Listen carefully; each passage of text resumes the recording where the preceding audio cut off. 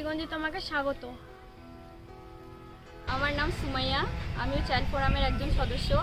আমার এলাকায় অনেকজন আর্থিকভাবে অসচ্ছল ছিল, তাদের ওয়ার্ল্ড ভিশনের পক্ষ থেকে তাদের গরু পালন প্রশিক্ষণ এবং গরু দেওয়া হয়েছে।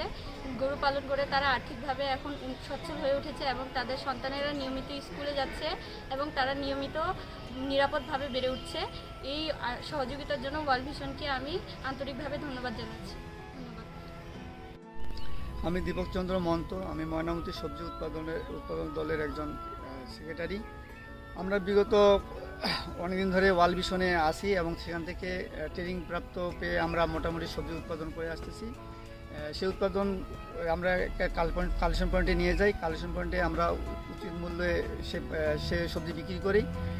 যে বিক্রি করার পর যে মুনাফাটা আমরা পাই, আমরা শিশুদের উন্নয়নের কাজে আমরা লাগাই। এই বলে ওয়ার্ল্ড ভিশনকে আমরা ধন্যবাদ জানাই।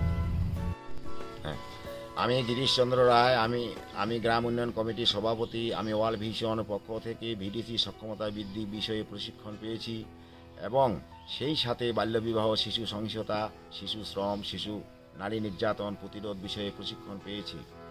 উপকারভোগীর নামের তালিকা নির্বাচন করতে সহায়তা করি, আরসি শিশুর মনিটরিং করি, যার কারণে আমাদের এলাকায় শিশুরা নিরাপদে আছে। এজন্য ওয়ার্ল্ড ভিশনকে ধন্যবাদ, আমরা কৃতজ্ঞ।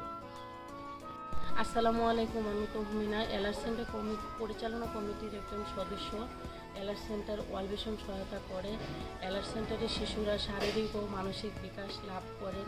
তারা ছড়া গান, বর্ণমালা, কবিতা এখানে শেখেন। আমার এলাকায় আরও অনেক শিশু আছে যাদের বাবা মা অসচেতনতার কারণে শিশুরা সঠিক বয়সে স্কুলে ভর্তি হতে পারে না, তারা শারীরিক ও মানসিক বিকাশ থেকে বঞ্চিত হয়।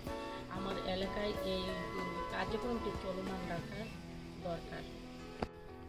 Thank you sponsor.